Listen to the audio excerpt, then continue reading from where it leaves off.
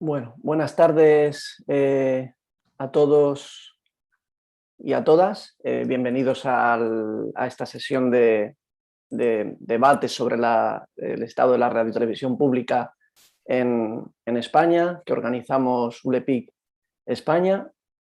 No sé si se me escucha, espero que sí. Muy bien. Vale, muchas Se te gracias. escucha sin problemas. Vale, gracias. Mi nombre es Ángel Carrasco Campos y bueno, soy uno de los impulsores de esta actividad como presidente de ULEPIC España.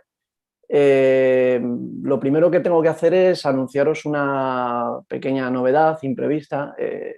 Tenemos que lamentar la ausencia de Carmen Cafarel porque a ultimísima hora de esta mañana nos ha confirmado que tenía unos imprevistos de tipo personal. La verdad es que ha estado muy apurada porque tenía mucha ilusión en estar en este debate y participar con todos nosotros y con todas nosotras, pero en cualquier caso, bueno, seguro que el encuentro es igual o de fructífero. Intentaremos compensar sobre todo con la parte de debate que vosotros podáis incluir en la parte final de coloquio.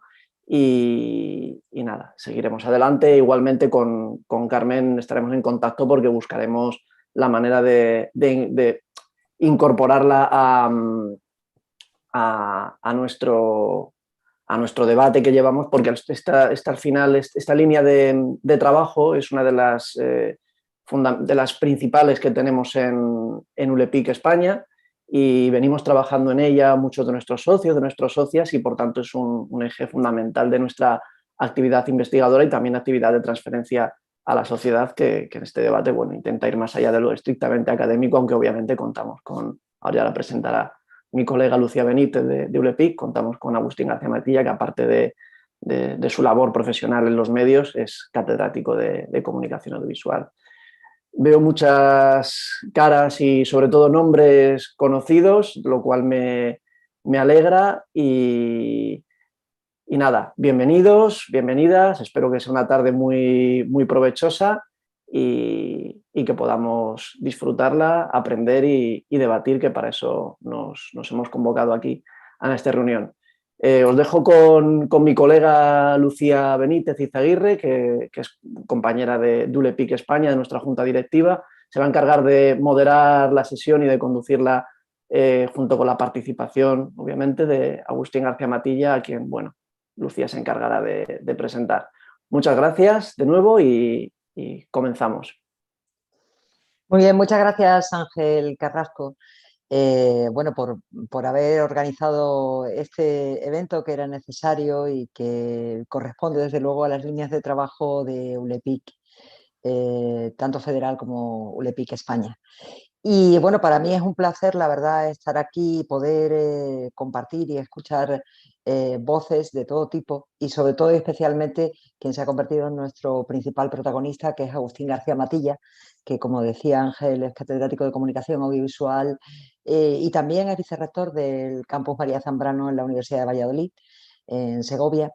Y bueno, por hacer un poco de recorrido, aunque sería larguísimo hacerlo, ha sido también director técnico de la UNED, responsable de programas de servicio público de Telemadrid y director de comunicación de la Universidad Carlos III de Madrid, entre otros muchísimos cargos y otras muchísimas posiciones, tanto académicas como profesionales. Su trayectoria profesional e investigadora está anclada justamente en el cruce de la educomunicación, la televisión como servicio público, la alfabetización mediática y la televisión educativa. Él fue autor del informe marco de la televisión educativa y también de su libro más vinculado con un proyecto global de televisión de servicio público, Una televisión para la educación, la utopía posible. Así que vamos a darle paso a Agustín para que nos cuente todo lo que sabe y todo el conocimiento que ha acumulado durante estos años, y después, tanto a través del chat como de viva voz también, podremos participar todas y todos en el debate y en la cuestión central de la televisión pública. Gracias, Agustín.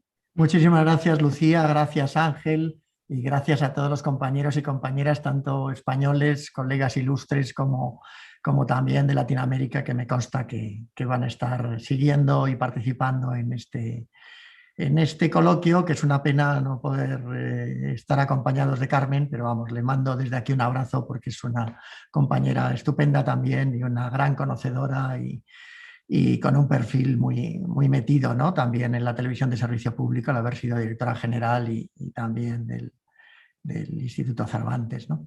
Bueno, me parece fundamental comenzar haciendo una pregunta necesaria y es si tiene una razón de ser en 2021 una radiotelevisión pública estatal, ¿no? Me parece que ni los políticos de este país ni la sociedad en su conjunto parecen tener clara la respuesta a esta pregunta. Los partidos políticos, especialmente aquellos que han gobernado y los que gobiernan en la actualidad, han demostrado que no les ha interesado dejar de tener el control, especialmente político, de la radiotelevisión pública. Y el hecho más reciente ha sido la desnaturalización de un concurso público que todos habían consensuado inicialmente y que finalmente ha llevado a elegir el Consejo de Administración a través de un reparto de cuotas partidistas. Solo 3 personas de las 20 que fueron aprobadas por el Comité de Expertos han formado parte del Consejo de Administración finalmente consensuado, el que fue consensuado por el Comité de Expertos, y entre ellos hay que destacar a José Manuel Pérez Tornero, que es el presidente electo, que afortunadamente contaba con el 5º mejor proyecto de todos los aprobados inicialmente, pero es preciso recordar que ninguno de los 4 primeros proyectos mejor valorados han entrado, ninguna de esas personas autoras de esos 4 mejores proyectos han entrado en ese Consejo de Administración. No podemos achacar todos los problemas a la desnaturalización del concurso público, de la crisis de Televisión Española, pero está claro que es un claro síntoma de la desconsideración, algunas personas lo llamarían desprecio, que los partidos políticos que en el gobierno y del principal partido de la oposición han mostrado en todo este tiempo hacia la radiotelevisión pública y hacia la propia ciudadanía. Algo que no cuesta mucho objetivar si estudiamos las actuaciones políticas llevadas a cabo desde 2005 y hasta el momento actual. Quizá podamos profundizar más un poquito más tarde. Hay un grave problema de partida. Es obvio que no se puede exigir a la sociedad que tenga claro el que sea necesario apoyar una radiotelevisión pública que ha sido acusada de ser manipulada por los partidos políticos cada vez que estos han llegado al poder, y tampoco la ciudadanía tiene por qué ver necesaria a priori una corporación con 1.200 millones de presupuesto, 6.500 trabajadores en su plantilla y una televisión que en su canal estrella, en la 1, es percibida por muchas personas como que en determinados segmentos de la parrilla de programación no se diferencia en sus contenidos de los que ofrecen las cadenas privadas. Un canal que ha seguido perdiendo audiencia año tras año y que lo podemos comprobar en ese primer anexo que os he preparado para que veáis en el siguiente gráfico, si nos lo comparten Ángel o Lucía, cómo se ha producido. Es el anexo 1, es el primero que está que podéis tener en pantalla, ¿no? Lo que más llama la atención es que el boicot haya venido sistemáticamente de gobiernos de izquierdas y de derechas y que ahora se corre el riesgo de que los partidos dejen de ver interés en subvencionar suficientemente una radiotelevisión pública que no les da tanta notoriedad en los informativos al haber perdido estos la audiencia de antaño. Yo creo que si lo pones en pantalla completa es cuando podrás pasar, al ser un PDF, eso es. Bueno, aquí lo estáis viendo, ¿no? Por una parte, esa evolución de la audiencia desde el periodo en el que estaba Carmen Cafarel, a la que hacemos un homenaje aquí, en el que la televisión, la 1, tenía 19,6% de share, de cuota de pantalla, ha caído en 2021 hasta el 8% de cuota de pantalla y sigue cayendo, ¿no?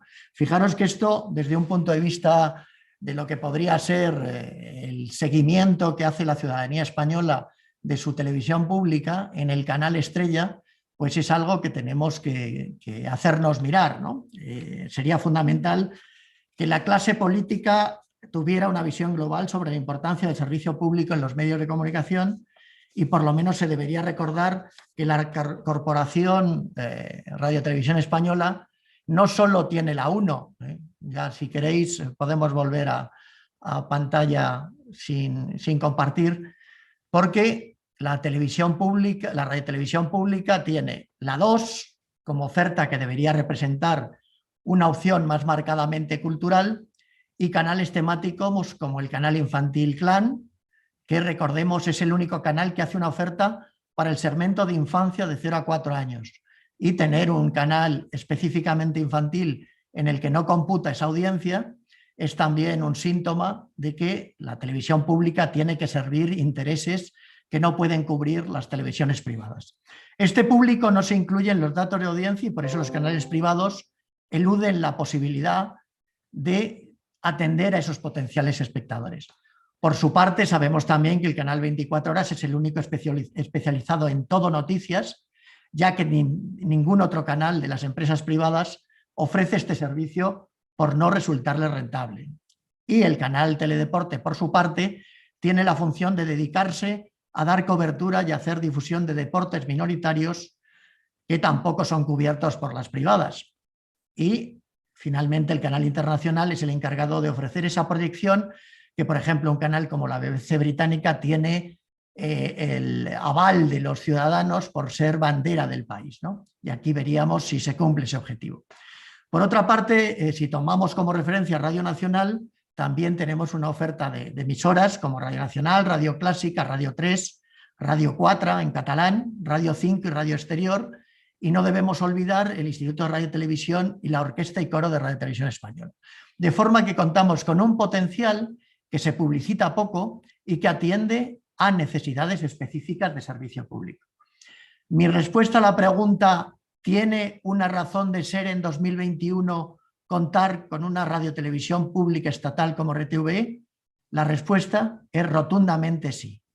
Esa radiotelevisión pública tiene que responder a un mandato marco que lleva sin renovarse más de una década.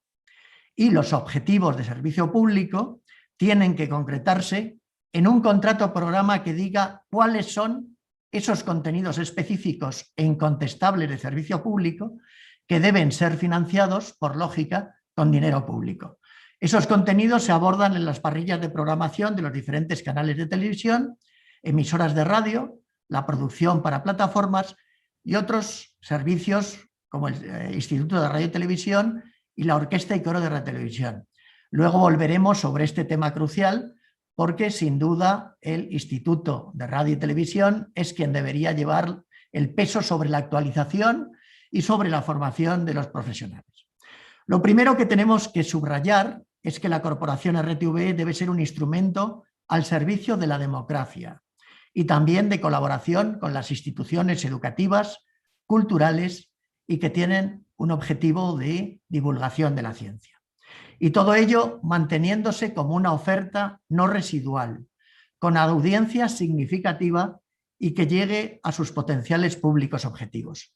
Lógicamente, la presión de los canales privados y de las empresas privadas llevarían a que se quisiera que Radio Televisión Española, y específicamente en televisión, tuviera una audiencia residual, que no hiciera competencia, más o menos algo como los canales de la Public Broadcasting Corporation norteamericana, en donde sabéis que a veces no se llega ni al 2% de cuota de pantalla de share.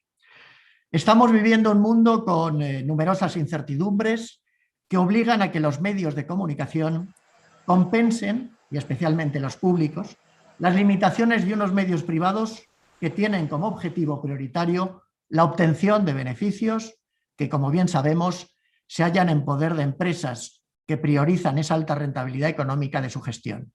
No obstante, esos medios privados están obligados también a rendir cuentas para justificar unas concesiones sobre las que el Estado ejerce un control, para algunos excesivamente laxo. Desde 2009 las televisiones privadas se benefician de la eliminación de la publicidad en TV. El gobierno tomó la decisión de eliminar la publicidad en pleno mes de agosto de ese año 2009, sin prever un modelo de financiación alternativo y dejando a la corporación en una absoluta indefensión. Y probablemente para hacer algún favor a las televisiones privadas nacientes. En ese año los ingresos por publicidad habían supuesto para la corporación 420 millones de euros. Aún así, las televisiones privadas han seguido manifestando exigencias con un discurso que ha seguido cuestionando la razón de ser de Radio Televisión Española. Si quieres, puedes ir poniendo ese anexo 2 para ilustrar también sobre lo que vamos a seguir comentando.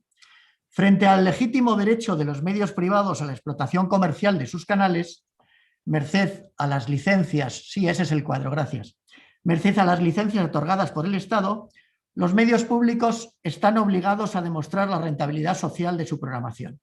Este es el primer objetivo que RTV ha obviado cumplir durante los años en los que no se ha renovado el mandato marco ni se le ha podido evaluar en la concreción de sus funciones de servicio público al no existir un contrato programa. No es erróneo afirmar que los sucesivos gobiernos han incumplido de forma reiterada la ley y han dejado de preocuparse por el cumplimiento de las funciones de servicio público de la corporación. Ahí tenéis ese cuadro del presupuesto que va desde el 2007 al 2021, para que veamos un poco esas aportaciones. En este año 2021 la corporación se ha acercado a los 1.200 millones de euros, que salen de sumar, columna de la izquierda, la subvención directa del Estado. Creo que me has hecho un cambio en el cuadro, Ángel, pero los conceptos fundamentales son fundamentalmente la subvención directa del Estado, la tasa de uso del espacio radioeléctrico y la tasa pagada por los operadores de radiotelevisión en concepto de compensación abonada desde 2009 para compensar precisamente la supresión de la publicidad y que, como veis, ha ido disminuyendo desde los 283 millones pagados en 2010 a los 190 millones en 2019 y algo menos en el ejercicio 2020, y se prevé que estemos en esos 180 millones que figuran en el año 2021, ¿no? Pero fijaros cómo, por ejemplo, se quita la publicidad y a partir de ese año 2009 la corporación RTV deja de percibir 420 millones de euros, que eran los que estaban marcados, ¿no? Y, lógicamente, a partir de ahí se impone una tasa distinta. Perdonad, pero efectivamente se han cambiado las columnas, pero lo que es importante es que observéis que de los 420 millones que percibía de publicidad en 2009 Radio Televisión Española, y además al quitarse la publicidad en ese año, pues lógicamente no se obtuvieron beneficios o todos los esperados en septiembre, octubre, noviembre y diciembre. Fijaros que eso fue la causa también para que se intentara buscar otra vía de financiación compensatoria. Pero A3 Media y Mediaset solo han pagado en estos años 50 millones de euros en total frente a lo que eran los ingresos. Luego veremos... Agustín, perdona, tienes la tabla original por si quieres recuperar el dato. Sí, bueno, gracias. Ahí tenemos esa tabla original en donde veis más claro ahora las tres columnas. El concepto de subvención a la izquierda desde 2007 a 2021. Esa subvención tenía 574 millones de euros en 2007 y se reduce a 473 millones de euros en 2021. En la tasa del espectro radioeléctrico vemos que no se incorporó hasta 2010 y, como veis, en esa segunda columna, en 2010 hay 250 millones de euros compensatorio y en 2021 tiene, según el cálculo de la propia Radio Televisión Española, una previsión de 410 millones de euros. Y lo que significa la suma de subvención más tasa, 473 más 410, para que nos fijemos ya en 2021, veis que tiene 883 millones. Y lo que pagan los operadores en conjunto son 180 millones, pero sin embargo las grandes plataformas que hacen la mayor competencia a Radio Televisión Española, A3 Media y Mediaset, están pagando de esos 180 millones tan solo 50 millones, unos 25 millones entre las dos. Esto nos da idea de que el hecho de haber quitado la publicidad y haber sometido a los operadores a esa tasa que compensa también y que completa el presupuesto es algo que pues, ha sido de justicia, pero probablemente luego podremos proponer que incluso podría suprimirse para aumentar la tasa para cargar, por ejemplo, a empresas como Google y otras, lo que sería aumentar, por ejemplo, la subvención por tasa del espacio radioeléctrico. No seguimos ahí, pero en estos momentos podemos decir que la vuelta a la financiación parcial por publicidad sería poco rentable y la aplicación de un canon equivalente al de la BBC no se entendería por parte de la sociedad. Recuerdo que los ciudadanos británicos pagan una tasa bastante elevada por mantener a su radiotelevisión pública. La Corporación de Radiotelevisión Británica se ha caracterizado por servir de referente y modelo de radiotelevisión pública de calidad en todo el mundo y por el gran nivel de sus espacios dramáticos, la calidad de su programación infantil y la credibilidad de sus informativos, que han sido siempre un referente para los canales públicos de todo el mundo. A pesar de las sucesivas crisis sufridas en los últimos años y de las acusaciones de etnocentrismo y de atender prioritariamente la información generada en el contexto de los países anglosajones, la BBC ha sido bandera del Reino Unido en todo el mundo y también orgullo de su ciudadanía. Por estos motivos se ha podido mantener la financiación por la vía de pago de un canon directo y esta vía de financiación no ha dejado de generar controversias, pero al tratarse de una corporación bien valorada por el conjunto de la ciudadanía, se ha mantenido a lo largo de los años. No sabemos hasta cuándo lo hará, en ningún caso podría establecerse un paralelismo con la situación de desprestigio de la radiotelevisión pública en España, no tanto por lo que no ha hecho como porque realmente entre todos la estamos matando y desde luego desde el ámbito político cada vez estamos desprestigiando más a una corporación y a una programación tanto en televisión como en radio que sigue perdiendo audiencia. Habría que hablar de la batalla por la independencia que se está manejando y de la que se habla muchas veces. Los modelos de televisión de servicio público que cuentan con el mayor reconocimiento en el mundo valoran sobre todo la experiencia de sus periodistas profesionales en medios como radio y televisión. Televisión Española cuenta con extraordinarios periodistas, hombres y mujeres que han cubierto corresponsalías, se han desempeñado como enviados especiales y cuentan con larga experiencia en la cobertura de conflictos que son de carácter bélico, de catástrofes humanitarias, en citas electorales y en otros muchos acontecimientos. Todos esos profesionales tienen un prestigio que se han ganado con los años y además debemos subrayar que la televisión pública ha cubierto lo que no cubrían los canales privados, incluso las radios privadas, en la misma proporción. La información de calidad es lo que puede cubrir una radiotelevisión pública estatal con los recursos idóneos. Y además es una televisión, una radio que deben ser capaces de contextualizar la información.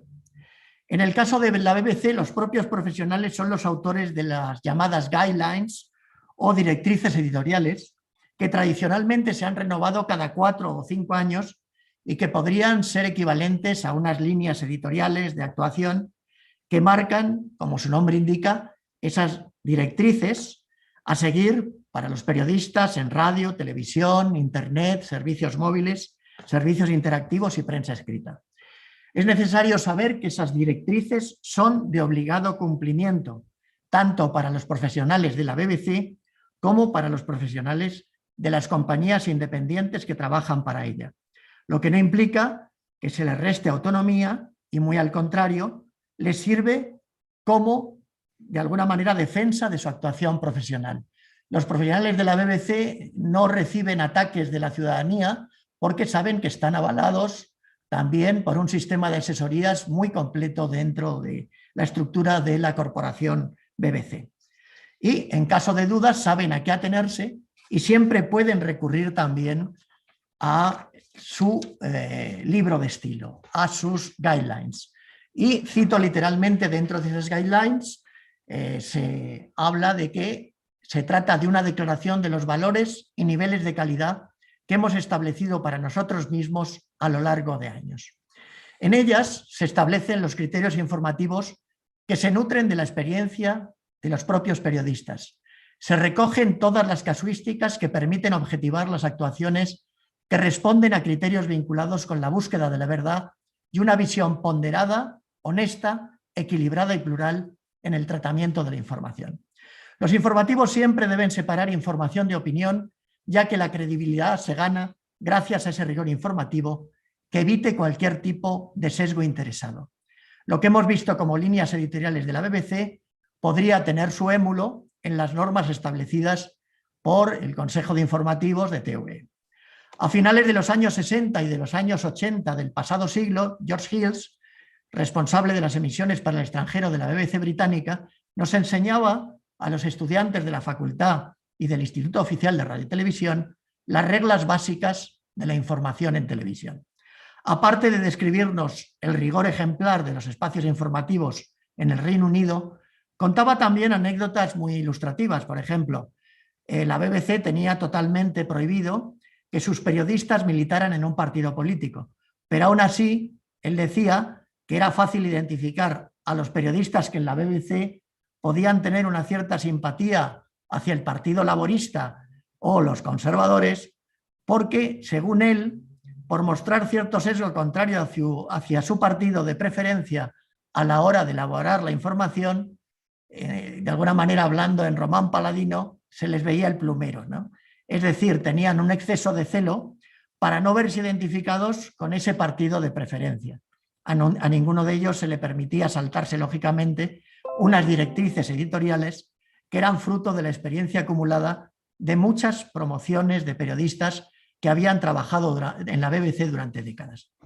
En RTV la normativa vigente indica que los programas informativos deben ser íntegramente producidos por personal del área de informativos de la corporación.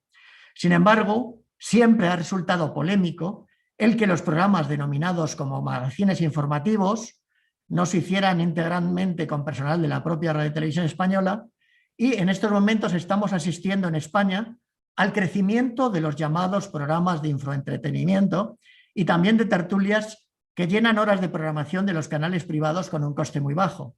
La radiotelevisión pública tiene otra misión y lo debe tener claro.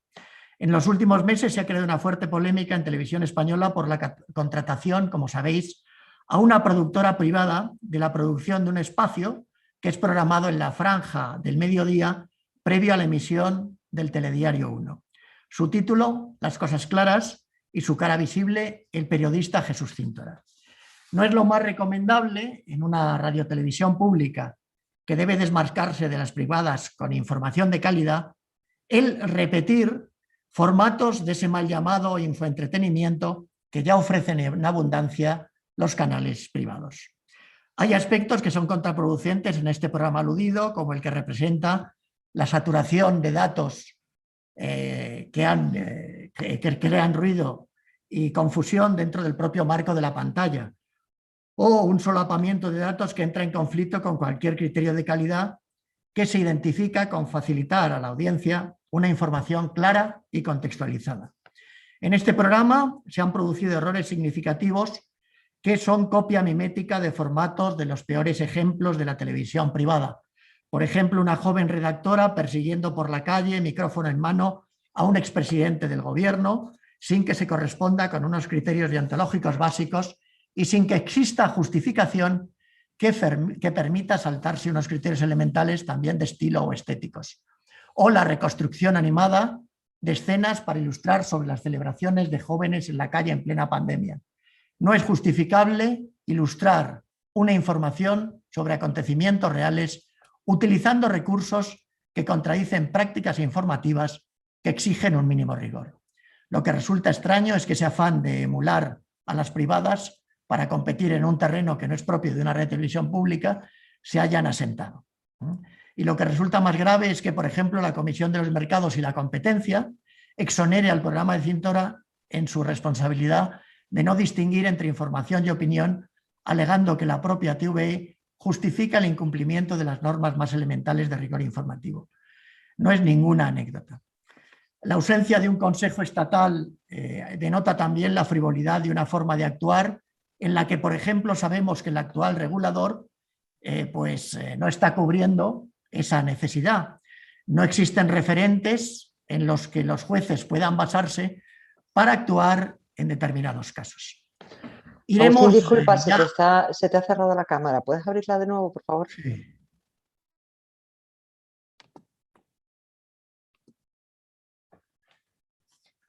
¿Estoy ahí?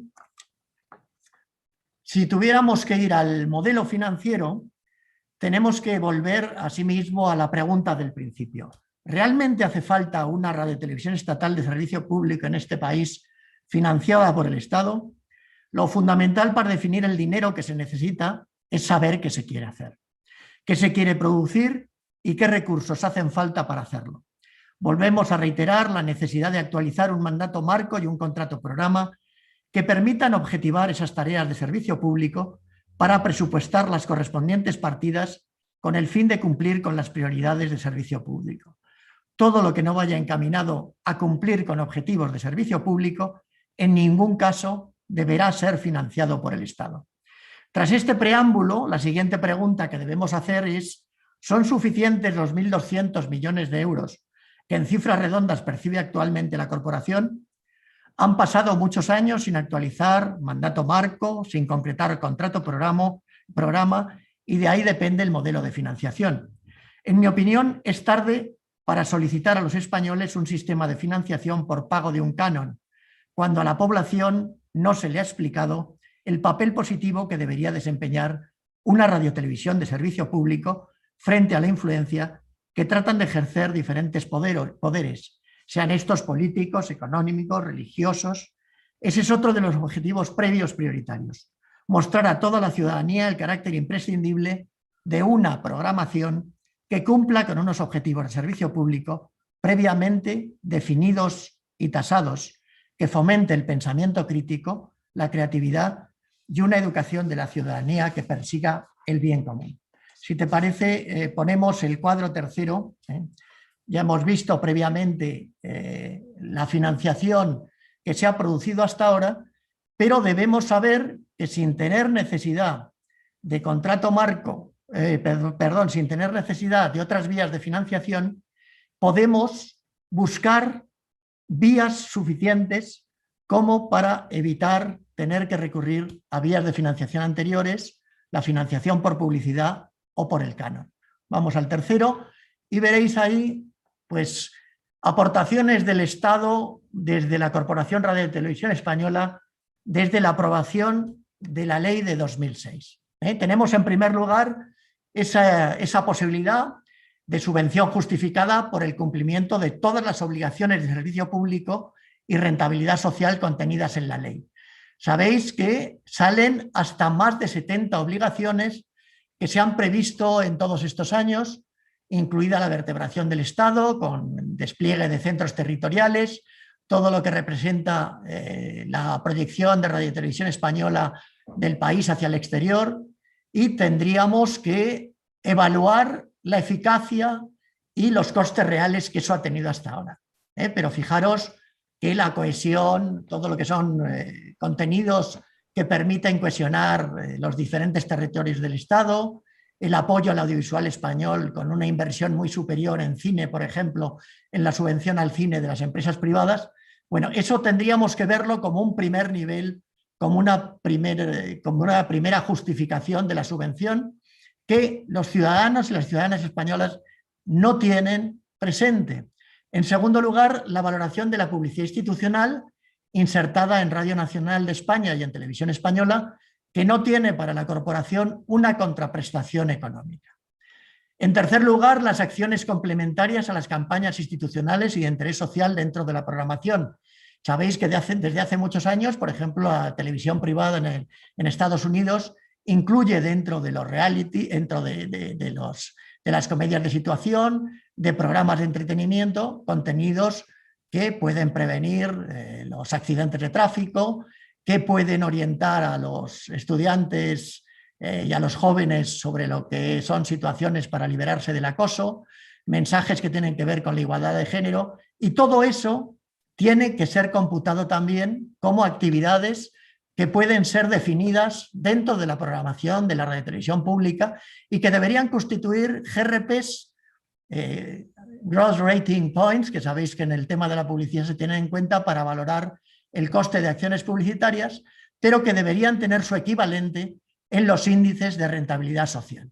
Es decir, si estamos emitiendo las carreras de motos dentro de la televisión pública, ¿cómo no valorar acciones que dentro de la programación consigan complementar con el enganche a los jóvenes acciones de prevención, por ejemplo, de los accidentes de tráfico? Que sabéis, por otra parte, os habréis dado cuenta que desde hace tiempo no se están dando las cifras de accidentados de tráfico y eso, de alguna manera, va en contra de lo que era una transparencia informativa para tener siempre un elemento de regulación, ¿no?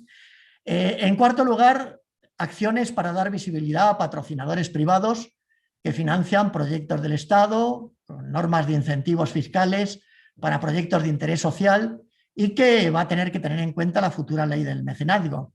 La acción más clara es el planado de potenciación del mecenazgo y el patrocinio del deporte en general en España y especialmente del deporte femenino.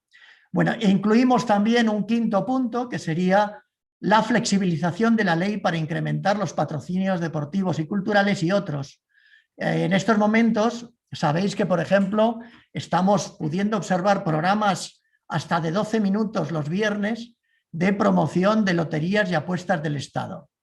Estamos viendo otras acciones en las que el presidente de Loterías y Apuestas del Estado aparece durante determinados minutos supuestamente con algo que tiene que ver con las acciones de servicio público y positivas que realiza Loterías y Apuestas del Estado, de interés social, etc. Es absurdo que determinadas acciones se estén realizando sin contabilizar, sin computar en lo que sería tenerlas en cuenta para la financiación de Radio Televisión Española.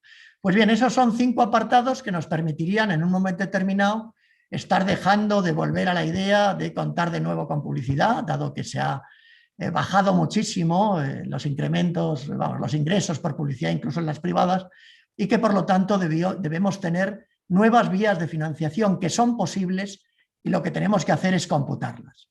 Sabéis que la publicidad institucional de organismos del gobierno y empresas o organismos públicos lleva un presupuesto de 123 millones, como veis en este gráfico, 382.342 solo en publicidad institucional y 122 millones en empresas públicas o organismos del Estado. Repito, 123.382.342 en publicidad institucional y 122 millones en empresas públicas o organismos del Estado. Eso significa que hay un interés y una necesidad del Estado en cubrir necesidades de todo tipo y que muchas de ellas no se pueden cubrir en lo que es publicidad o en los gastos de empresas públicas o organismos del Estado. Cuando quieras podemos ir ya a pantalla. Una vez que un canal determinado toca suelo de audiencia, remontar esa audiencia supone una tarea titánica, pues cambiar la percepción de los usuarios implica no solo hacer los cambios pertinentes, sino también romper con las antiguas negativas percepciones. Y en estos momentos hemos dicho que Televisión Española ha bajado ya hace tiempo del 9% de cuota de pantalla y que probablemente este mes que viene bajará del 8%. Y en conjunto sus canales tampoco superan apenas el 15%. Lo más flagrante es que los informativos estén ya desde hace meses en tercer lugar, después de Antena 3 y Telecinco, cuando siempre habían sido un referente para la ciudadanía española liderando en audiencia. La clave es, por tanto, atender a unos contenidos que demuestren dónde va el dinero de los contribuyentes. ¿Cuáles serían esos contenidos, los ejes fundamentales? Como antes veíamos, la BBC se ha sentado en unos pilares básicos de credibilidad de sus informativos, calidad de sus espacios dramáticos y utilidad de sus programas infantiles y juveniles, incluso con formatos híbridos en donde se atiende a la población infantil y juvenil con informativos específicos para que comprendan la realidad, para que eviten las incertidumbres, para que dialoguen, para que participen. Estamos abandonando a la infancia y la juventud a su suerte y no estamos utilizando una comunicación alternativa que pueda servir para atender a esas audiencias. En general, la BBC es una corporación que muestra su compromiso con el sistema educativo en el Reino Unido y se considera un motor necesario para el desarrollo cultural del país, estando a su vez en la vanguardia del desarrollo digital en sus zonas de influencia. Ningún modelo es extrapolable de un país a otro, pero sí permite inspirarse en una filosofía que debería tener como objetivo atender a las prioridades educativas, culturales, sanitarias, sociales y económicas de un país.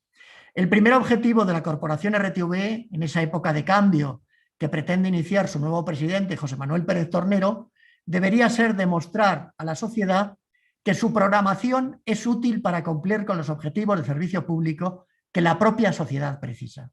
Este criterio de utilidad tiene que hacerse compatible con la calidad de su oferta y con el objetivo de entretener y promover a la audiencia un ocio de calidad. De esta forma se podrá obtener un nivel de audiencia que no convierta a la radiotelevisión pública en una oferta residual dentro de las programaciones de radio y televisión. También sabéis que Radio Nacional de España está en cuarto lugar después de otras radios y, sin embargo, tiene programas de excelencia que podrían competir con los de cualquier otro país del mundo. ¿Qué está sucediendo, no?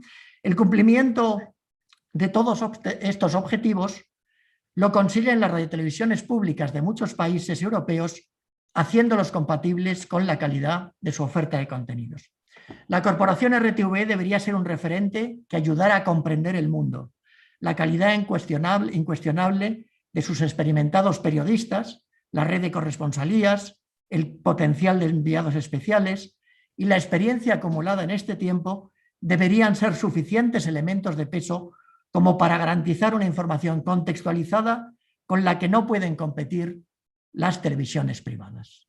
Habría que hacerlo. En un periodo histórico con tantas incertidumbres para la humanidad, es imprescindible lograr una alianza estratégica con el sistema educativo, con el mundo científico y con el de la cultura. Implicar a la infancia y a la juventud en una alfabetización comunicativa que va más allá del mero manejo tecnológico.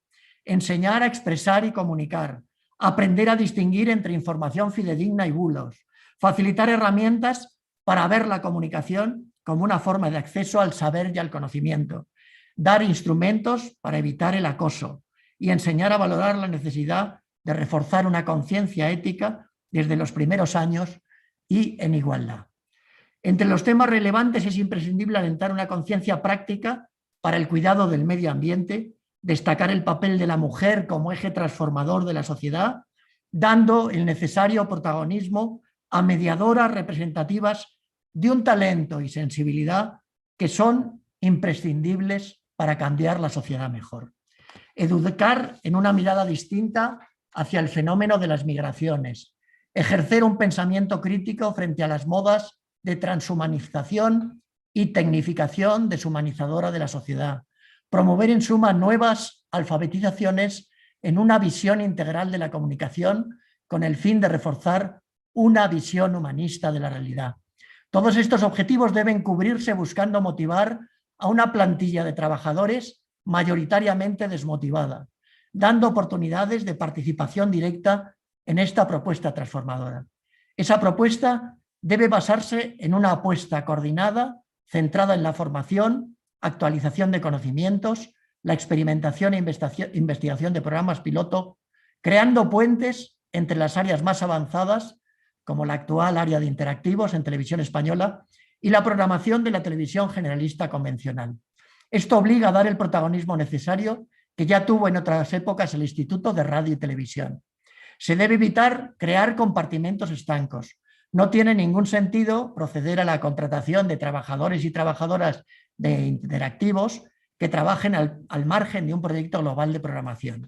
Hace falta llevar a la práctica una estrategia de identificación de las potencialidades y carencias de la plantilla, partiendo de la implicación de las mejores y de los mejores trabajadores y de las personas más motivadas para llevar a cabo proyectos pilotos que sirvan de germen a otras iniciativas.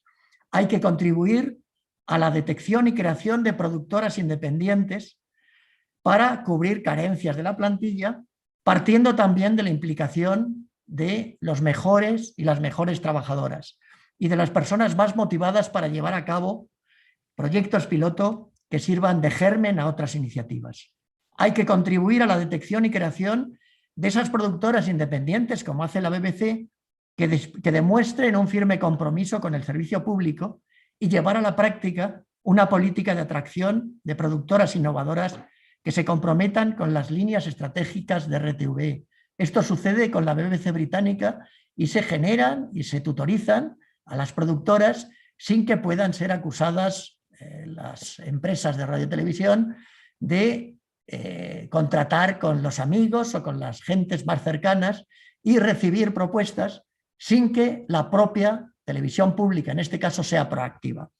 Crear procesos de trabajo que sean ejemplares. Todo esto lo conseguimos hacer en una época, en una emisora autonómica local, para diferenciarnos de las ofertas de las televisiones privadas, y conseguimos crear un pacto transformador.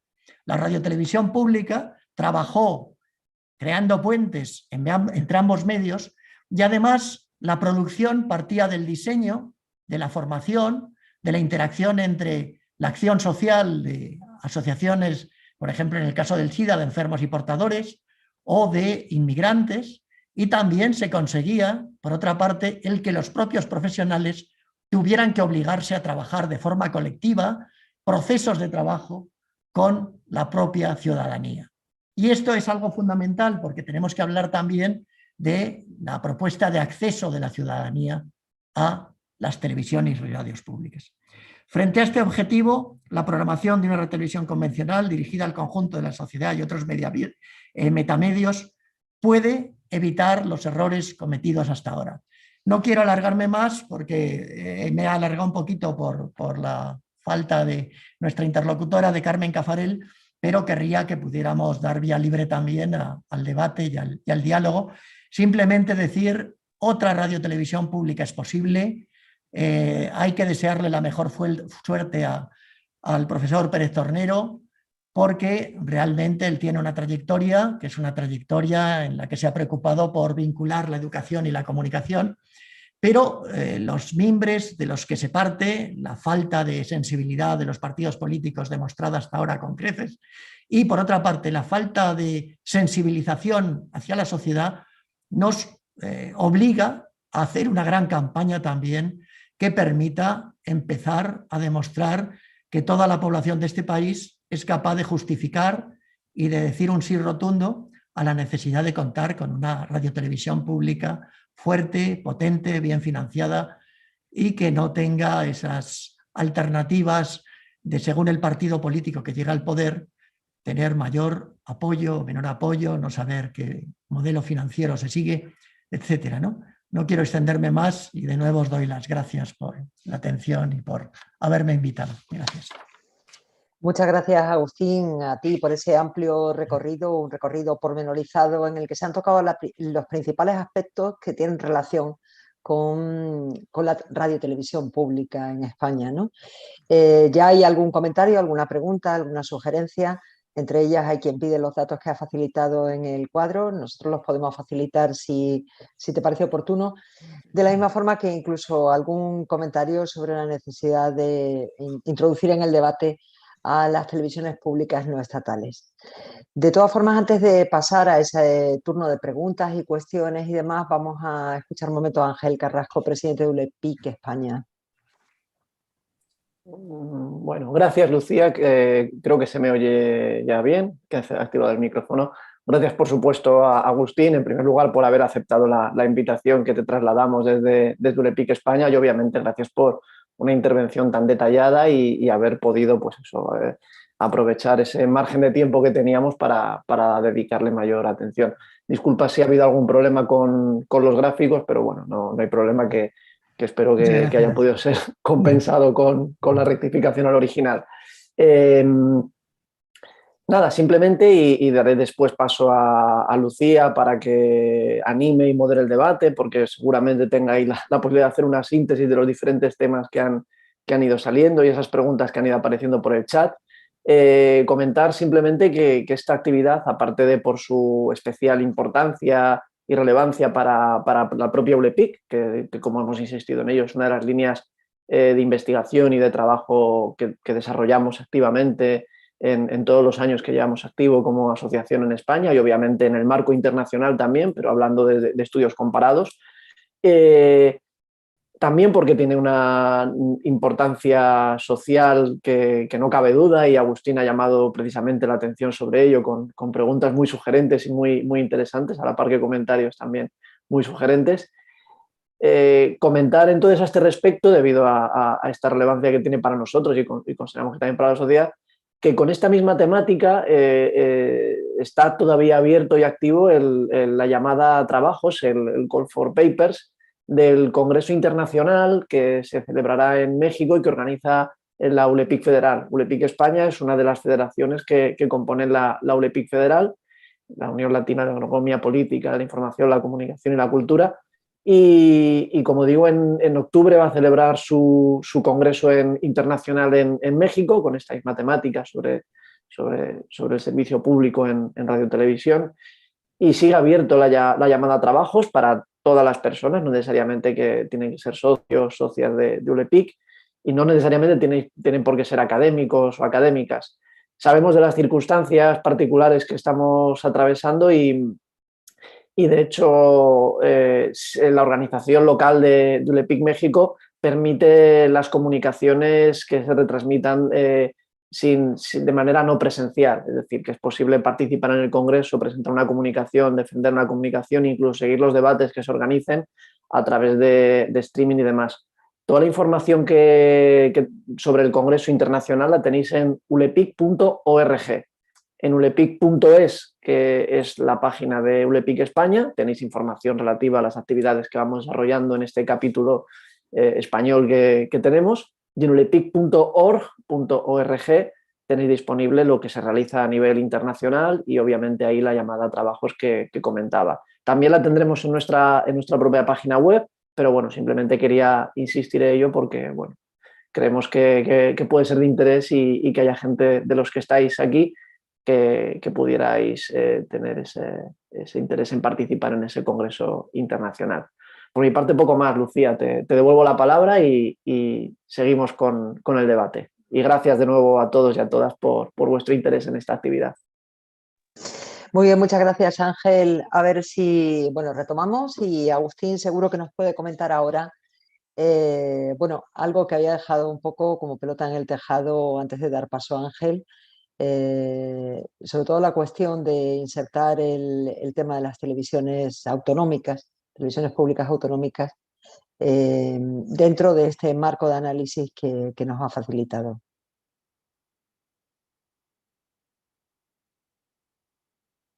Me activo el micro, sí que lo había quitado para no molestar. Sí, pues realmente, y además la experiencia que tuve en Telemadrid como responsable de programa de servicio público me permite hablar también desde dentro. Y la verdad es que esa experiencia fue una experiencia fantástica porque conseguimos aglutinar audiencia suficiente y desde luego mucho más elevada que las que se están manejando en estos momentos. En esa época yo estuve en Telemadrid entre el 92 y el 94, en la época de Marcos Sanz como presidente de la corporación, José Ramón Pérez Ornia como director de la televisión y también con la presencia de José Miguel Contreras, ¿no? Entonces ahí conseguimos que por una parte se diera una visión del servicio público que permitía aglutinar los esfuerzos de asociaciones cívicas, de ONGs, también instituciones y, lógicamente, los profesionales. Lo que seguimos como pauta fue la posibilidad de mezclar formación con reflexión y con experimentación. Por ejemplo, os puedo comentar que las consejerías de la Comunidad de Madrid se unieron a ese esfuerzo. En el caso concreto de los temas de salud, de la sanidad pública, pues conseguimos crear campañas sobre prevención y consumo de tabaco, para prevención de alcoholismo y drogadicción. En el tema del SIDA fue un momento absolutamente especial, porque en un momento en el que no había una comprensión para los enfermos y portadores, lo que nos planteamos fue una campaña completa en la que el logotipo de la propia, lo que se denominaba la mosca de la cadena, iba junto con el lazo. Utilizamos las autopromociones para crear mensajes con lo que eran los 10 mandamientos, entre comillas, de las asociaciones de enfermos y portadores. Por otra parte, conseguimos que desde un punto de vista sanitario se pudieran trabajar los contenidos que se me echaban a lo largo de toda la programación dentro de esos segmentos de autopromoción y de publicidad. Y sobre todo conseguimos que lo que era una visión sesgada de los ciudadanos, que en aquella época dejaban mensajes absolutamente críticos sobre manipulación política en épocas anteriores, o sobre señores mayores y señoras mayores que decían: han puesto ustedes una película demasiado erótica y poco adecuada para los niños. Todos esos mensajes se reconvertían en mensajes en positivo, diciendo que efectivamente estaban viendo cómo se cumplían las misiones de servicio público. Acordaros que antes os he manejado la necesidad de crear esos GDRPs vinculados con lo que es el servicio público, el cumplimiento de rentabilidad social. Entonces, todas las cadenas públicas deberían afrontar esa necesidad de objetivar lo que son sus contenidos y formatos de servicio público para poder demostrar a la sociedad que no es un derroche el que se subvencione la radio y televisión pública, sea local, autonómica o nacional. Y en ese sentido tenemos las ideas muy claras, ¿no? Y además puedo demostrar que durante determinadas épocas se consiguió teorizar y aplicar esa teorización a la praxis.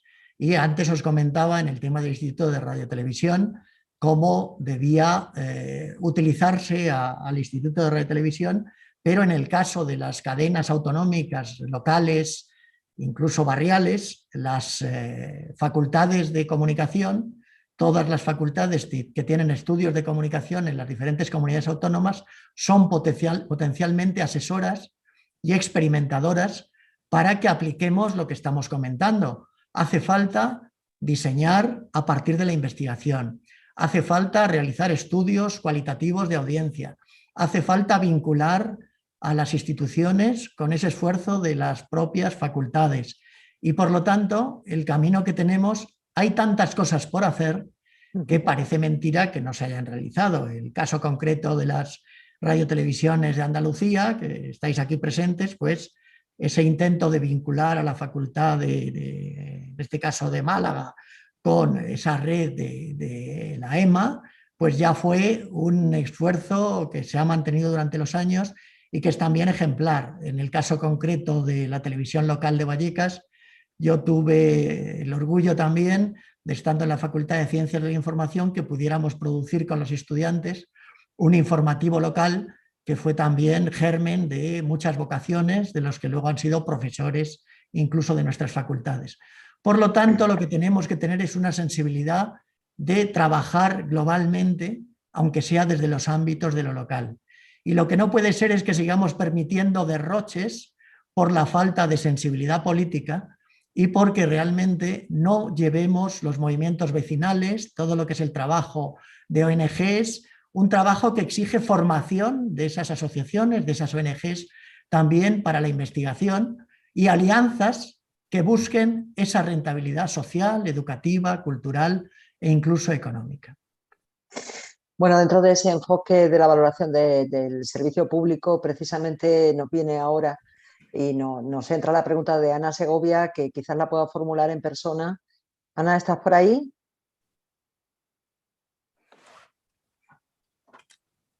Bueno, parece que no es posible. Ella tenía que marcharse, así Sí. que en realidad lo que planteaba era cuál era tu valoración alrededor de los informes de cumplimiento del servicio público que elabora la Comisión Nacional de Mercados y de la Competencia.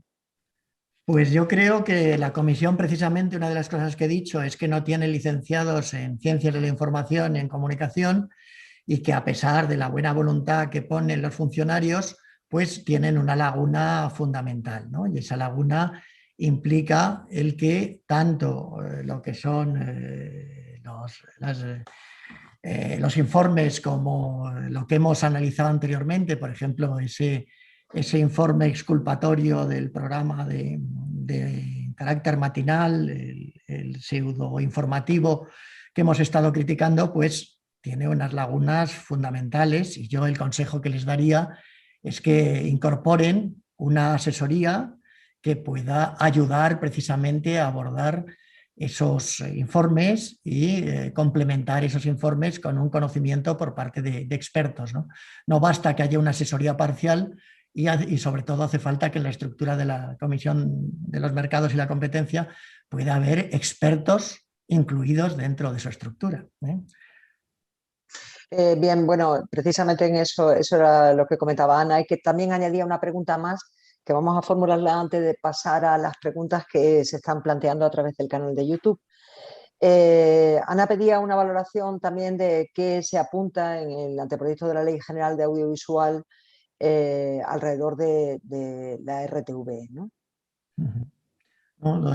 El apunte es una continuidad en lo que ha podido significar esa programación de servicio público, puede ayudar un poquito más a profundizar en lo que sería la objetivación de los objetivos de servicio público, ¿no? Y las funciones de servicio público, pero en todo caso, desde el punto de vista de la financiación, deja también muchísimas lagunas pendientes y muchas preguntas pendientes, ¿no? Creo que en todo lo que hemos apuntado hay una necesidad, sobre todo de buscar, por una parte, esa objetividad de la programación de servicio público, lo específico del servicio público, y por otra parte también apuntar a cómo se van a llevar las relaciones con las empresas privadas que van a colaborar dentro de lo que sería una programación de Radio Televisión Española. Creo que ahí uno de los principales problemas existentes es ese. Y luego también el no crear esa vinculación con lo que es el sistema educativo y con todo lo que debería ser profundizar en esos vínculos obligatorios con la prioridad de lo que serían objetivos educativos, de apoyo a la cultura y también todo lo que está haciendo hasta ahora la Radio Televisión Pública, que es tener un 1% todavía mayor de apoyo al cine, ¿eh? Por ejemplo. Esa es otra de los temas fundamentales. Sí. Bueno, antes de pasar a Daniel Aparicio, que ha hecho una petición de palabra, alzando la mano, hay un par de comentarios del canal de YouTube, ¿no? Uno de Ana Herrera, que dice: se insiste mucho en el mantenimiento económico de Radio Televisión Española. Un servicio público no debe perseguir la rentabilidad, sino el mero servicio, formar, informar y entretener para alentar a una ciudadanía digna, ¿no? Y también comenta que sería un gran beneficio para la profesión y para la ciudadanía que los profesionales no admitiesen esos formatos de ruedas de prensa sin preguntas que en los últimos años se están generalizando. Vamos entonces, si quieres comentar algo, Agustín. No, totalmente de acuerdo. Además, Ana fue una de las principales colaboradoras en la Universidad Carlos III cuando tuve la suerte de estar como director de comunicación, y tiene las ideas muy claras y efectivamente subrayo y estoy absolutamente de acuerdo con el comentario que ha hecho, que es un comentario con el que solidarizarse más que para que yo comente algo más. Bueno, pues entonces le preguntamos a Daniel Aparicio qué cuestión quería plantear. Hola, ¿se me escucha? ¿Me Sí, veis? perfectamente. Vale.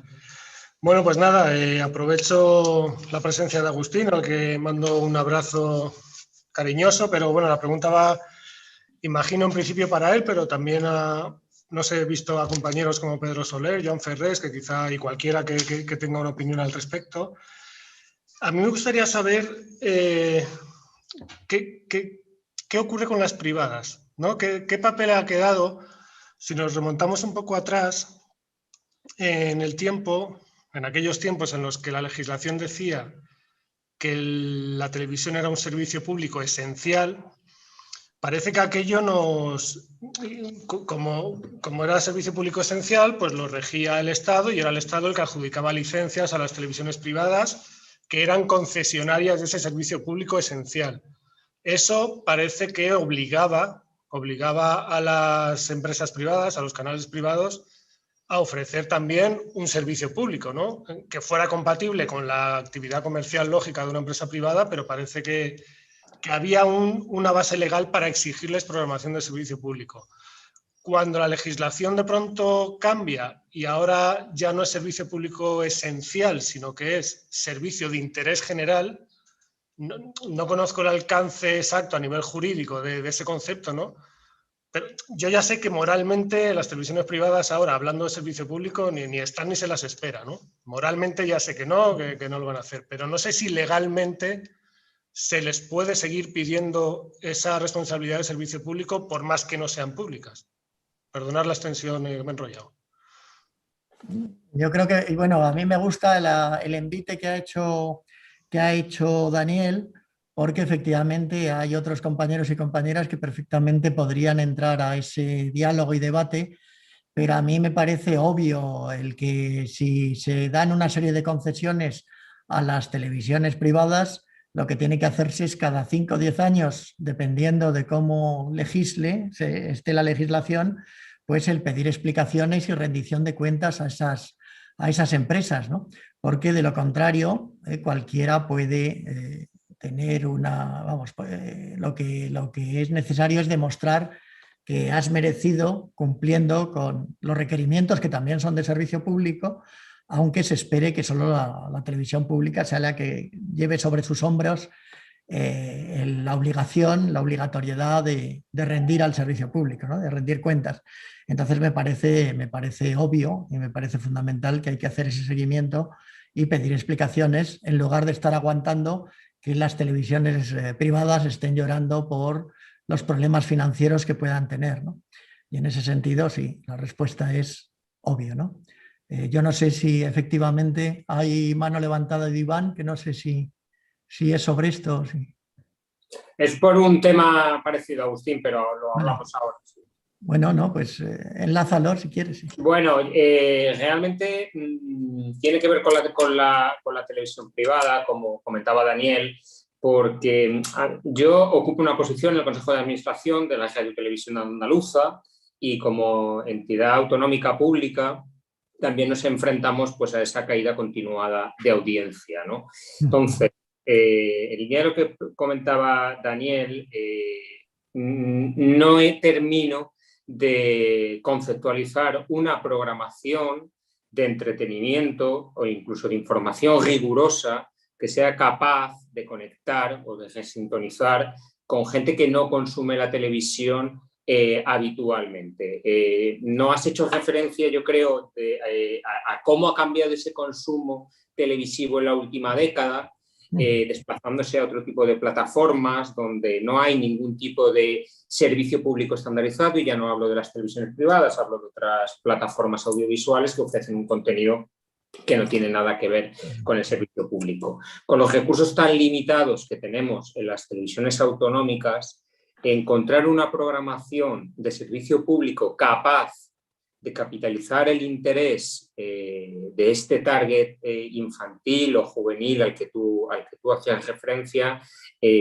a mí personalmente y como profesional que lleva muchos años relacionado con la televisión, se me hace una tarea ardua y muy compleja. Encontrar una fórmula de servicio público que además sea de interés para las nuevas generaciones, no sé dónde está esa clave.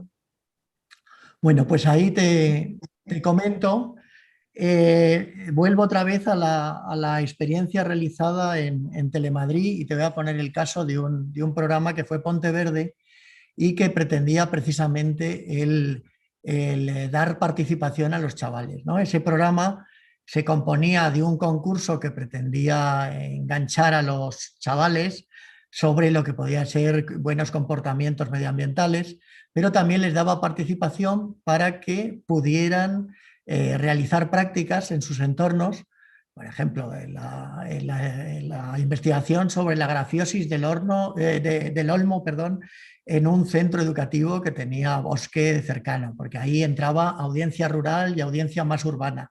La limpieza de ríos, lo que significaba el tema de la concienciación sobre el uso desorbitado de plásticos. Si tú lo que creas es un proceso de trabajo en el que por una parte implicas a los centros educativos, a su profesorado y a los estudiantes, y por otra parte creas un contenedor que es la punta del iceberg dentro de la programación de televisión, estás consiguiendo asociar lo que sería ese encuentro entre el sistema educativo, entre las instituciones, que son las que tienen que financiar objetivamente por qué financiar eso y no otra cosa, y también en lo que representa, en este caso concreto, más que nunca, esa posibilidad de programar en redes sociales, crear clubes de chavales y de centros que estén de alguna manera vinculados a todo ese proceso, ¿no? Entonces, aunque parezca una tontería, la televisión convencional, que va a seguir siendo seguida por los que están en esa brecha digital, gente que en su vida va a utilizar los canales temáticos, porque uno de los aspectos positivos precisamente es que esa fragmentación de las audiencias y lo que tú estás comentando, el que antes también había una pregunta de, no sé si era de Carmen Marta, que estaba viendo en el chat sobre el tema de medición de audiencias. Está claro que ya la medición de audiencias no abarca todo lo que se está produciendo y que no es la emisión convencional en canales convencionales, ¿no? Entonces, lo que tenemos que hacer es demostrar que efectivamente tenemos un valor añadido en todo ese proceso que implica actuar sobre la sociedad, actuar en el caso el caso concreto del sistema educativo, sobre el propio sistema educativo. Y lo que me estás contando en Andalucía es clarísimo que hay movimientos que no sé si en las últimas épocas se estarán desactivando, pero que hay un potencial inmenso como para lo que tú estabas diciendo, ¿no? Esa gente desprecia la televisión, a veces no se incorpora a la radio. Pues tenemos que hacer esa labor de reconquista para que la radiotelevisión pública sea un metamedio. Los metamedios ya vamos más allá de multimedia, incluso del transmedia. Lo que tenemos que plantear es que esos metamedios tienen que estar sustentados y avalados por movimientos sociales, por el sistema educativo, por los propios chavales que tienen que convencerse de que si siguen siendo receptores pasivos de medios y exclusivamente fiándose de las fake news y creyendo a los influencers que no tienen contenido, pues no vamos a ningún sitio. Entonces sí tenemos que implicarnos claramente pensando que otra comunicación es posible. Y sobre todo siendo optimistas, porque nunca ha habido un momento tan lleno de estímulos y con tantos recursos como para que todas las utopías que habíamos soñado se puedan llevar a la práctica en estos momentos, ¿no? No sé si te he contestado, pero... Sí, sí, agradezco además muchísimo tu reflexión. Gracias a ti. Bueno, seguimos y vamos a retomar una pregunta que se había formulado anteriormente por parte de Rafael Terán, que no sé si querrá hacerlo personalmente. Rafael, ¿te animas? No se te escucha. Tienes el micrófono cerrado. Perdón, sí, no importa que tú la plantees, ¿no? O sea, que yo he echado de menos un poquito esa alusión a los problemas estructurales que yo creo que Radio Televisión Española tiene desde hace muchos años y a los que todavía no le han caído el diente, ¿no? Yo he estado casi 40 años trabajando en la empresa, tanto en Radio Nacional como en Televisión Española, y la verdad es que me da pena ver cómo el potencial humano y profesional que tiene Radio Televisión Española se pierde, se mueve en un verdadero mar de confusión, tiene una situación de adecuación a la realidad tecnológica verdaderamente penosa, y yo creo que en los últimos años pues esto ha hecho que la audiencia se vaya masivamente de Radio Televisión Española. Por supuesto, la fragmentación de las audiencias creo que es fundamental y que Radio Televisión Española no debe competir con los canales privados, debe ser otra cosa. Pero esto ya ocurría antes. Cuando llegaron las privadas, Televisión Española aguantó bien la aparición de las privadas y mantuvo una línea que siempre la ha caracterizado. Yo creo que hoy es como decía García Márquez, un pollo que se pasea crudo y sin cabeza con las manos en los bolsillos por el campo, ¿no? Y me parece que aquí también hay una de las claves importantes, sin obviar lógicamente estas dependencias, estas presiones políticas que siempre se han venido padeciendo, sobre todo de unos años para acá, que han marcado, yo creo que injustamente, la televisión española. El telediario me parece que es un informativo muy equilibrado, si se compara con otros que dan unas cuantas noticias y muchas historias, yo creo que es un buen modelo de tarea, ¿no? Y en Radio Nacional de España, pues yo creo que se puede decir lo mismo de los informativos, pero sin embargo, esto la gente no lo cree.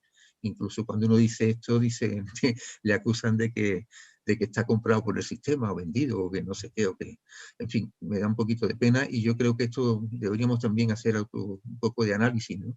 Y ver de qué forma se solucionará, ¿no? Ojalá el nuevo consejo pueda trabajar con ello. Yo tengo cierta esperanza, pero también tengo muchas dudas, a pesar de que conozco a varios sus miembros, incluido el presidente, y me parecen que son un hilo de esperanza para que las cosas puedan ser distintas, ojalá fuese en un corto plazo de tiempo, ¿no?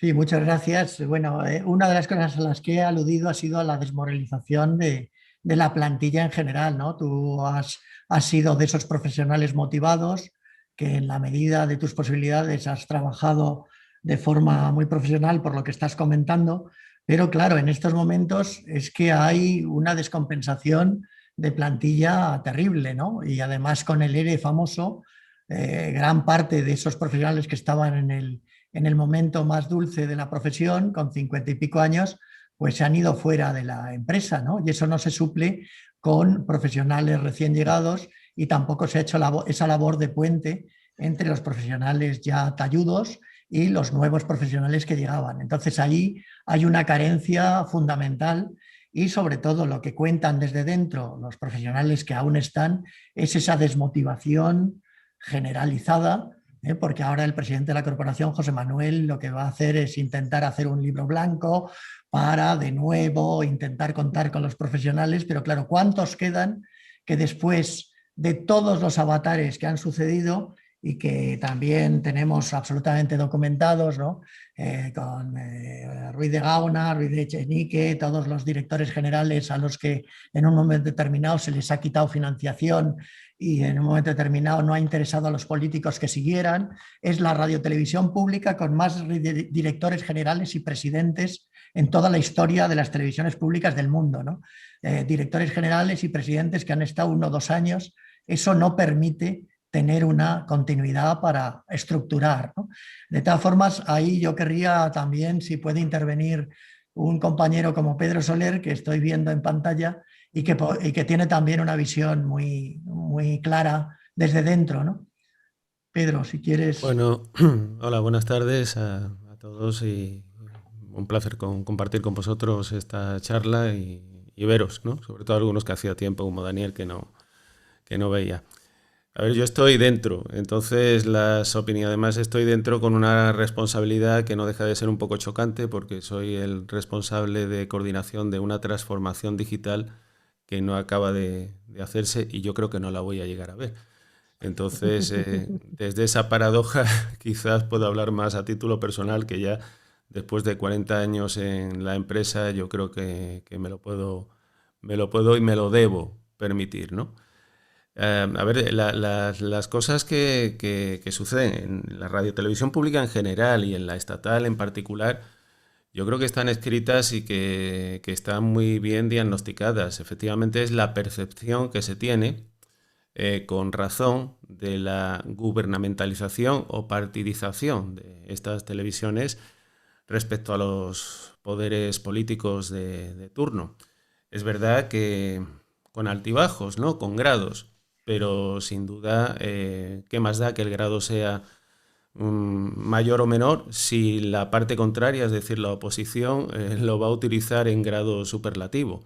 Entonces, la percepción que al final tienen los ciudadanos es de una desconexión que se agudiza en la medida en que los propios profesionales que estamos ahí y los gestores de la radiotelevisión no hemos hecho bien nuestros deberes y no, quizás en muchas ocasiones no hemos estado a la altura.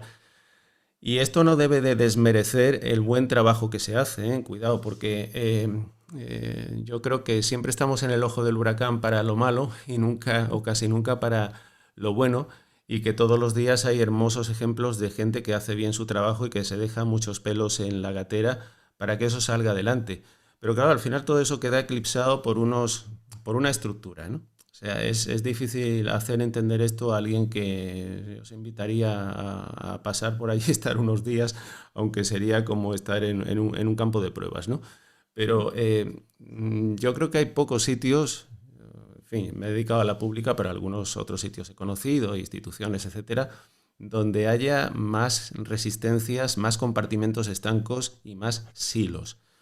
Y esto cualquier gestor que ha llegado no ha podido, ni ha querido o no ha sabido, cada uno a su estilo, regenerarlo o acabar con ello.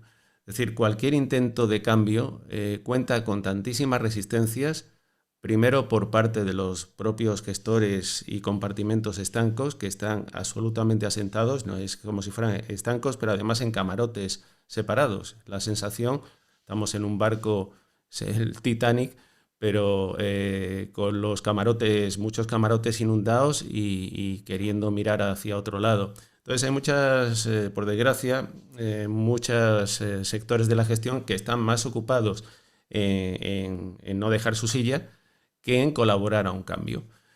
A esto se le suma también, bueno, pues una resistencia de los propios profesionales, que si no ven incentivos, pues tampoco ven, dicen, bueno, pues yo si haciendo menos voy a llegar más lejos o estando más cerca de determinada familia o de determinado silo, voy a llegar más lejos, pues ¿para qué me voy? Y tampoco, o sea, lo intentas, pero es cierto que al final llega un momento en que te dan ganas de tirar la toalla, ¿no?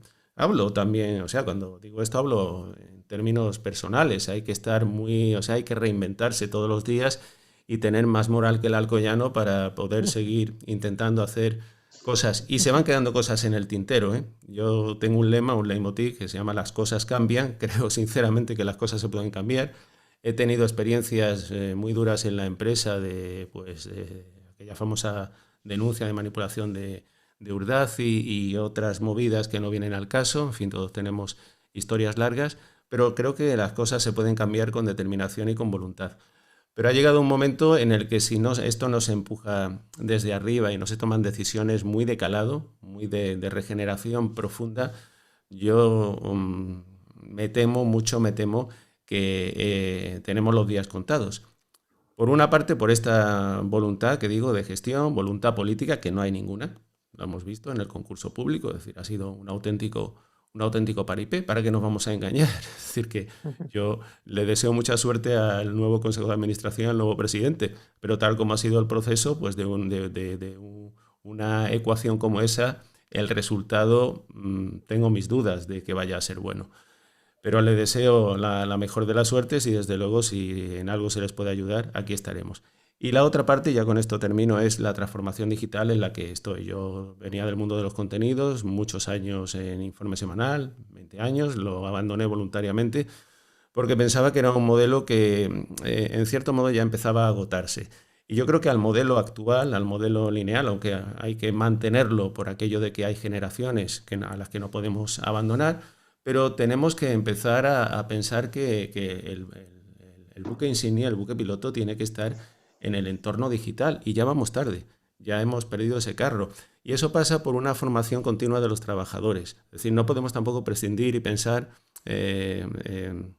pensarlo todo a las personas que vayan a entrar, porque las personas que entran muchas veces lo que heredan son las dinámicas que ven y que están haciendo sus mayores. Y si los mayores no han cambiado de dinámicas, pues entonces lo que hacemos es perpetuar los mismos vicios y las mismas dinámicas de trabajo. Así que es absolutamente indispensable un plan estratégico pensando en un modelo que apueste directamente por lo digital. Sé que eso significa pues un esfuerzo que muchas personas, el nivel de edad es elevado. Yo ya estoy en los 62 y sin embargo pues aquí estoy haciendo videotutoriales para el entorno digital y haciendo formación para el conjunto de los trabajadores y creo que es la única salida. Sin formación no hay transformación. Antes de hacer la transformación digital hay que hacer una transformación cultural, cambiar las cabezas, cambiar la mentalidad y cambiar el chip. Y solo de esa manera podremos reconectar con la sociedad poco a poco. No va a ser cosa de un día, pero bueno, sé que si se nos va por el desagüe la radiotelevisión pública, ¿qué nos queda? Es como si la sanidad pública o la educación pública se fuesen también por el desagüe, ¿no? Alguien debería pensar que la información es un derecho tan esencial como la sanidad o la educación. Y perdonad que me haya extendido. Gracias, Pedro. Está haciendo una labor estupenda, Pedro, en esa labor de formación, de reflexión. Y la verdad es que cuando eso se produce, los trabajadores de cualquier empresa entran al trapo, ¿no? Es un poco lo mismo que yo me encontré cuando realmente los profesionales veían que había un proyecto de servicio público y en este caso lo que refuerza Pedro es esa necesidad de formarse y de actualizarse y yo diría que más, tanto en lo tecnológico como en una visión global de alfabetización comunicativa, porque no es solo lo tecnológico, que es muy importante, sino también comprender el mundo que estamos viviendo en estos momentos y todo lo que significa poder enfrentarse a las mentiras, a los bulos, también a la necesidad de la gente que tiene de expresarse y de poder comunicar, ¿no? Porque estamos en el mundo con más potencial de comunicación y en muchos momentos parece que es el más aislado de todas las épocas, ¿no? Entonces yo creo que es fundamental plantear esa alfabetización en comunicación, lógicamente en ese contexto digital nuevo, pero también en lo que es dar instrumentos para que los adolescentes, en lugar de tener esa angustia de incertidumbre que están viviendo, aparentemente muy dotados para los medios de comunicación, en el cacharreo, pero luego cuando llegas a trabajar con ellos hay unas lagunas impresionantes, también en lo tecnológico, también en lo que sería ese concepto de alfabetización comunicativa integral, ¿no? Muy bien. Agustín, mira, quedaba ahí una pregunta que había planteado anteriormente Alejandro Barranquero sobre el EGM, pero en realidad no es en el sentido de como sistema de medición de audiencia, sino en su conexión con el diseño de la programación. Es decir, la relación que hay entre las audiencias y las parrillas, que creo que era lo que él planteaba, aunque si está por ahí, por supuesto, puede abrir el micrófono e intervenir. Y que, porque el modelo español es un modelo que empobrece muchísimo en las parrillas de programación frente a otros modelos de otros países, ¿no? Entonces, creo que iba por ahí la pregunta de Alejandro. Sí, ahí el problema que tenemos es que esa competencia lleva a programar más de lo mismo, ¿no? Y a competir en los mismos contenidos y en formatos parecidos, y es una pescadilla que se muerde la cola, porque las productoras venden lo que pueda ser rentable desde el punto de vista de las audiencias, y lo que vemos es que el porcentaje de programas que triunfan con una mayor audiencia que la media de la cadena, que las diferentes cadenas, en el caso concreto de Televisión Española, es una mínima parte, ¿no? Entonces, por lo tanto, eso nos debería llevar a que Televisión Española se arriesgara a programar otra serie de cosas, y las autonómicas igual, ¿no? Esa fragmentación de las audiencias lleva a que ya sea rentable desde el punto de vista de los contenidos el seguir un proceso que no atienda necesariamente a los criterios de audiencia, pero que se atienda a esa población que no se puede denominar residual, porque ahora muchas veces es fundamental, que está en otras plataformas, que está en redes sociales, etc., ¿no? Y en estos momentos lo que le hace falta a la radiotelevisión pública es prestigiarse y demostrar que está haciendo, que está cumpliendo objetivos de servicio público necesarios para el bien común, ¿no? Y para el bienestar de la sociedad. Y yo creo que por ahí va también Alejandro al hacer la pregunta. Sí, también hay modelos que son mucho más participativos, que a partir de propuestas de la audiencia, grupos de discusión, etcétera, plantean nuevos roles sociales para representar en la televisión, y que también creo que responde un poco a esa línea. Bueno, aunque hay por ahí algún comentario más y alguna cuestión más, vamos a darle paso ahora a Ángel Carrasco, que había pedido la palabra. Sí, de acuerdo. Bueno, lo primero, gracias Lucía, aclarar que aunque mi nombre ponga Marina Hernández, estoy siendo yo Ángel Carrasco, es un problema con las cuentas que estamos utilizando para Zoom, así que bueno, disculpad la confusión si está generando algún tipo de despiste. Soy Ángel y bueno, para aclarar ese respecto. Al hilo un poco de uno de los comentarios que hacía Agustín sobre la importancia de la educación mediática como forma de tener en consideración el tema de los bulos, fake news, etc. Me consta que estás codirigiendo un proyecto de I+D con Alfonso Gutiérrez, colega nuestro de la Universidad de Valladolid, que creo que también está por ahí.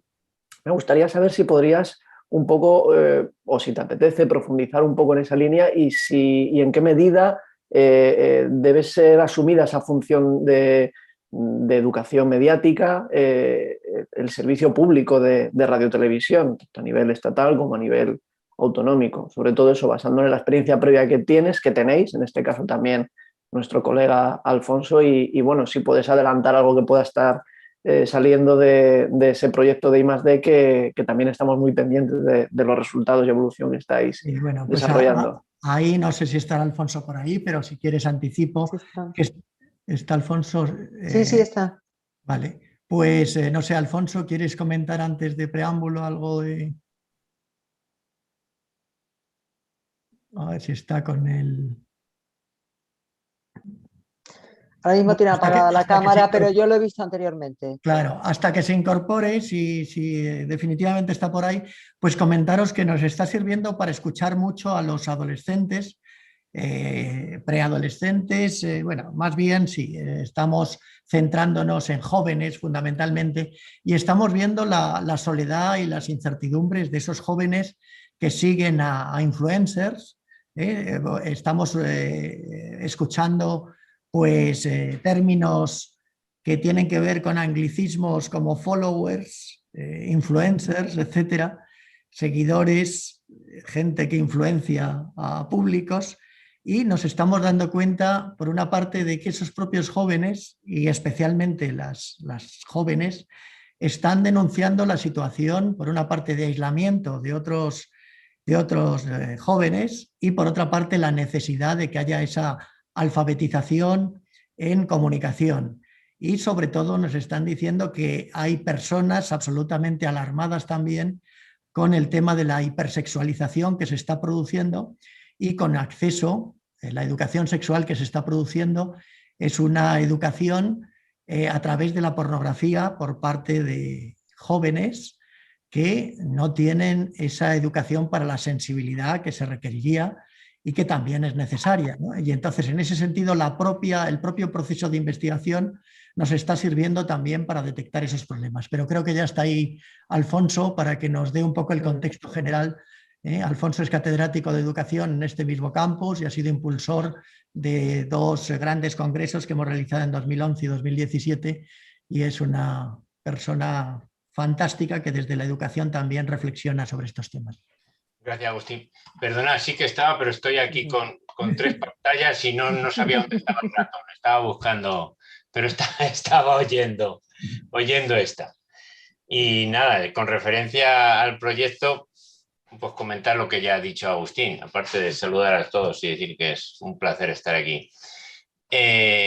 Decir simplemente lo que ha comentado, que consideramos ahora de vital importancia ver cómo se relaciona la juventud con las redes, el comportamiento de las redes sociales, y el acento lo estamos poniendo en la importancia de la verdad.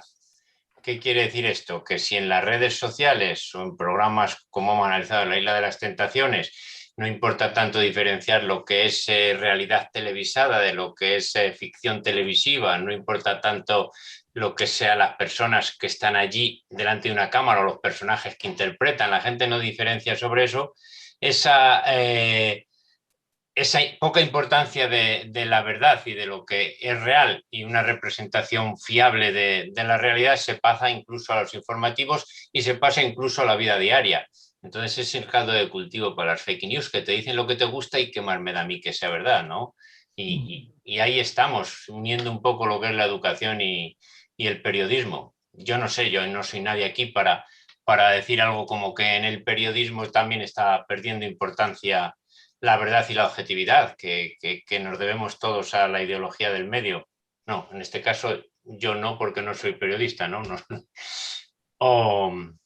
O si ha pasado algo eso en los medios, bueno, sería más discutible desde el punto de vista de los profesionales de la comunicación que también tenemos en el proyecto. Ahí está Agustín liderando. Y nada más comentar eso. Pues muchas gracias, Alfonso. Ha sido muy interesante y efectivamente es un campo en el que hay un problema común en la educación, en la ciencia, en el periodismo, sobre a quién creemos, ¿no? Y por qué creemos a quién creemos, ¿no? Sí, voy a aprovechar para comentar porque no me aguanto. Estoy hablando de La Isla de las Tentaciones, que bueno, podía ser perdonable, pero es que por esa época hemos asistido a manifestaciones, no, a declaraciones de personajes de todos conocidos en un juicio cuya realidad todos más o menos intuimos, que con mascarilla o sin mascarilla hacían alarde de mentir abiertamente y que muchos de sus seguidores les decían olé tus lo que sea, así hay que defender al partido. valga la puntualización sin demasiadas explicaciones. Perdón. Bueno, no sé si Agustín quiere comentar algo más. No, yo sobre todo disculparme porque estoy dejando una reunión de equipo rectoral porque nos estamos Bueno, alargando un entonces, poco. Entonces, si no hubiera más intervenciones, me sí. gustaría que pudiera, bueno, sobre todo agradeceros la invitación y todas las participaciones de gente, colegas, compañeras y compañeros estupendos que también estoy viendo por el chat. Y nada, que podemos seguir todo lo que queráis en sucesivos encuentros. Ya como asistente y también pues dar las gracias a quienes van a tener que desempeñar en este tiempo la responsabilidad en la corporación, ¿no? Especialmente, como ya se ha dicho, pues animar a José Manuel Pérez Tornero a que intente saltar todos los imponderables y todos los palos en las ruedas que se va a encontrar y nada, agradeceros de nuevo la invitación. El agradecimiento desde ULEPIC y si te parece, despedimos con ese comentario tan bonito que te ha hecho Carmen Mata Lazo. Dice, magnífico Agustín, la utopía sigue siendo muy posible. Tu exposición ha sido todo un plan estratégico de actuaciones desde tu profunda experiencia investigadora, profesional e innovadora. Espero que se tenga en consideración desde el ente. Desde las titulaciones de comunicación seguiremos apostando por la calidad, por el servicio público. Como siempre dices, venceremos. Siento no poder hacerte el comentario en directo, pero tenía que marcharse. Así que... Es una amiga, como se ha podido observar, ¿no? Además de una gran académica de la Universidad de Zaragoza. Muchísimas gracias, Lucía, Ángel y a todas y todos por este rato estupendo. Gracias a ti. Gracias. De acuerdo. Lucía, pues si os parece ya cerramos rápido porque Agustín tiene que esos compromisos. Te agradecemos muchísimo que haya hecho este pequeño hueco, pequeño y gran por otra parte, porque ha sido una intervención muy, muy estimulante y de ahí este diálogo más que debate que hemos tenido, que ha sido muy, muy fructífero. Recordaros a todos y a todas que bueno, seguiremos con actividades de este tipo por parte de la Junta Directiva, impulsándolos. Quería agradecer, aparte de todas las personas asistentes, socios, socias, no socios, que nos habéis seguido y habéis aportado estas importantes contribuciones para proseguir con el debate, que estamos en contacto a través de ulepic.es, si así lo deseáis. Podéis contactarnos a través de info@ulepic.es. Todo esto lo tenéis disponible en nuestra propia página web. El contenido íntegro, ya lo hemos comentado antes, estará disponible a través de nuestro canal de YouTube, que lo tenéis disponible en nuestra página web. Y lo dicho, espero que podamos seguir encontrándonos todos y todas los que aquí nos hemos congregado y más gente que pueda seguir uniéndose, porque, como decía, esta es una de las líneas importantes de batalla que tenemos en nuestra asociación y seguiremos teniéndola y seguiremos manteniéndola. Para empezar, el Congreso de México como primera meta, pero no solo única, porque seguiremos avanzando en ello. Así que nada, lo dicho, muchas gracias. Te paso, Lucía, te despides de la gente y nada, un abrazo y muchas gracias. Bueno, de nuevo el agradecimiento y el reconocimiento de ULEPIC a la participación de Agustín y de todos los miembros y todos los participantes. Muchas gracias. Muchas gracias, hasta pronto.